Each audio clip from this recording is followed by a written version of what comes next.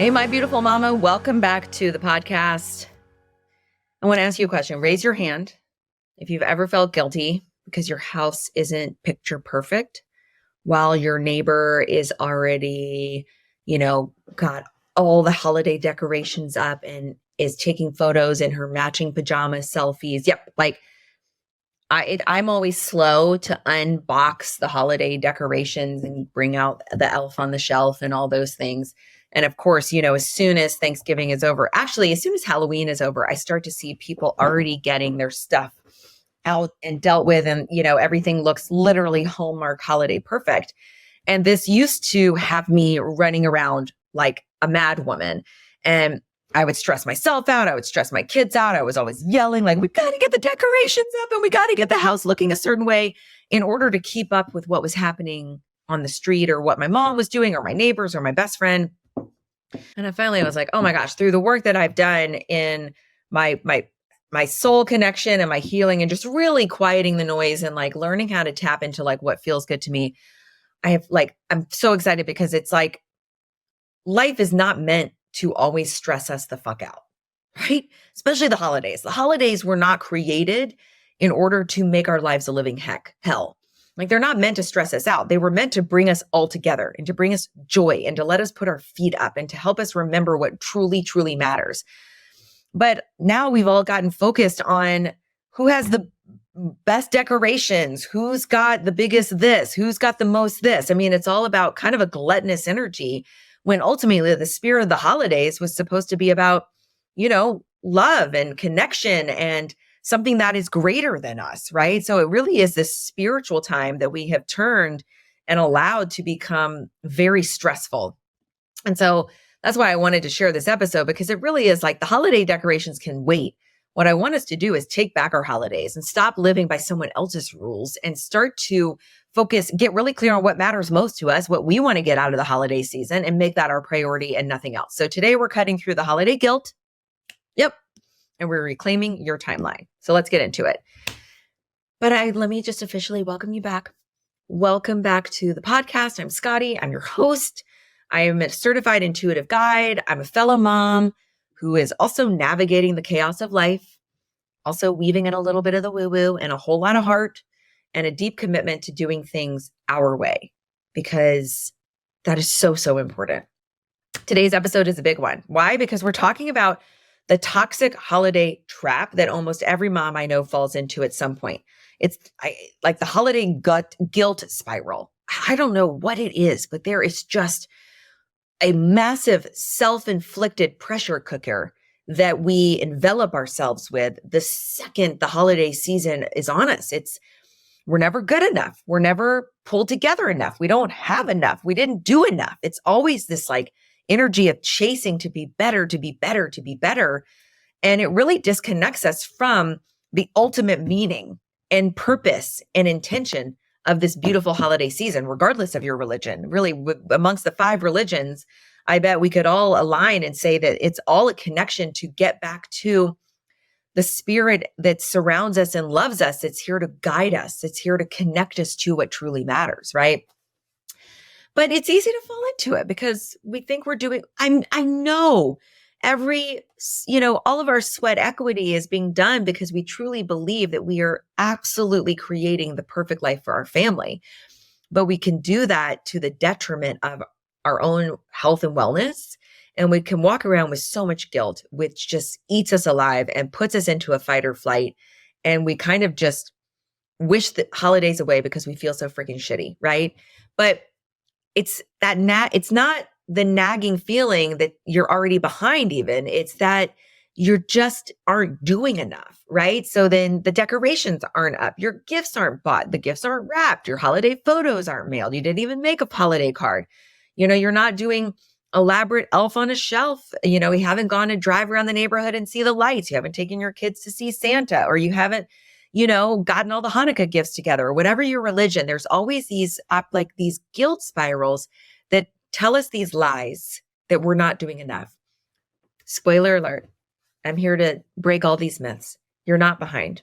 You're exactly where you're supposed to be. I want to unpack that.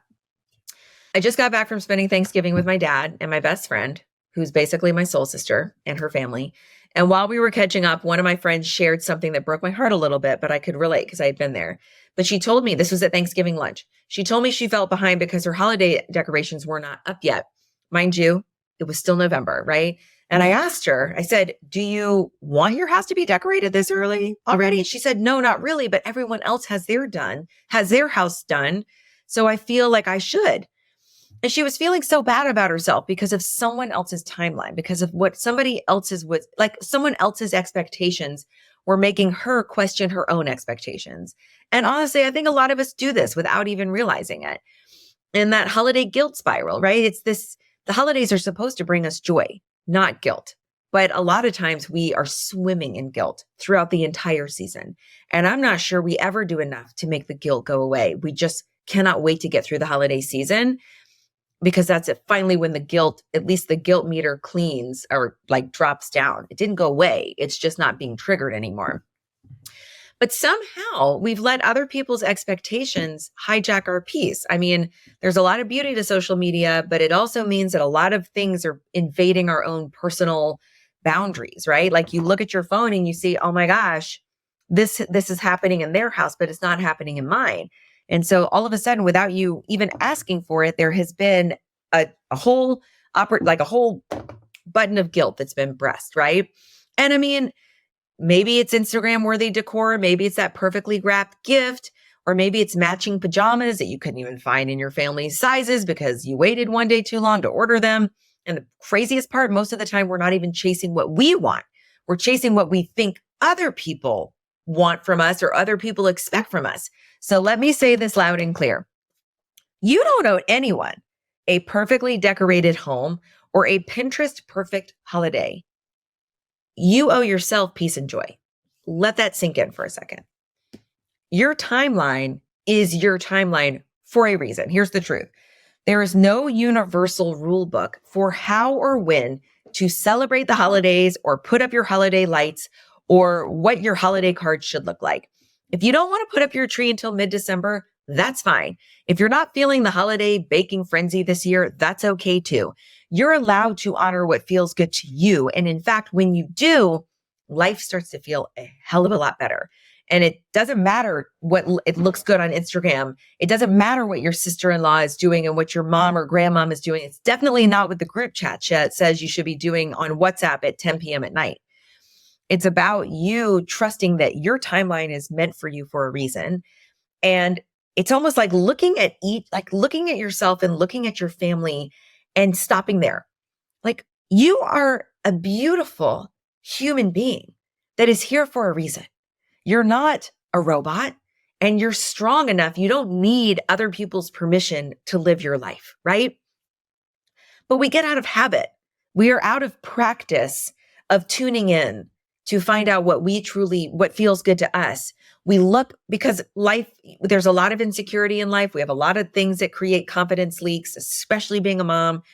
Nothing is more insecure. You want to do what's best for you and your kids. So a lot of times when we don't know what's best because we're disconnected from self, we copy what other people are doing. Here's the truth.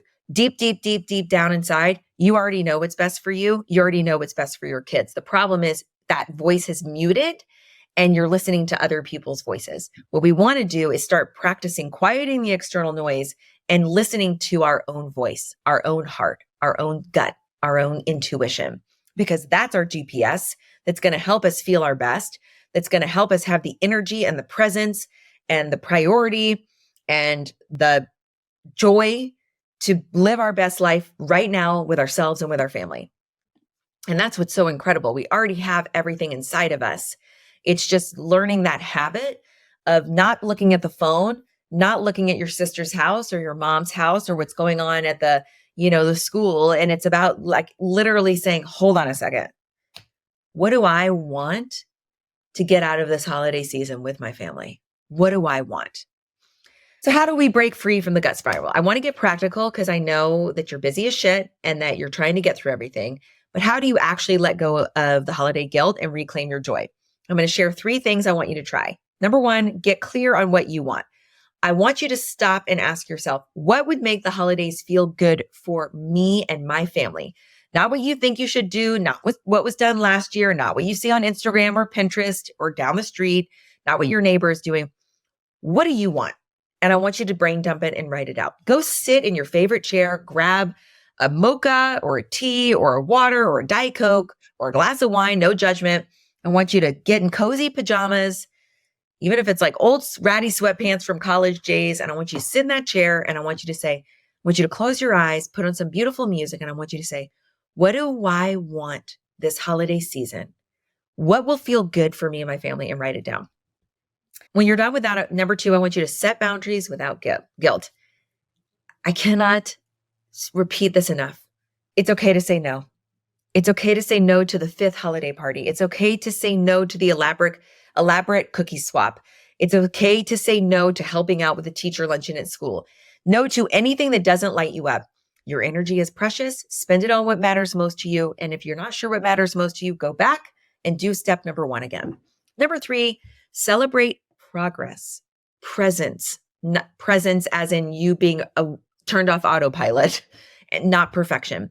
Every small step you take, whether it's putting up one string of lights, mailing one card, or just sitting on the sofa, giving your kiddo or your puppo a hug, that is a win. That is a holiday miracle. Stop aiming for perfection or pushing yourself to burnout to keep up with your next door neighbor and start celebrating your beautiful efforts and progress that you're making every single day.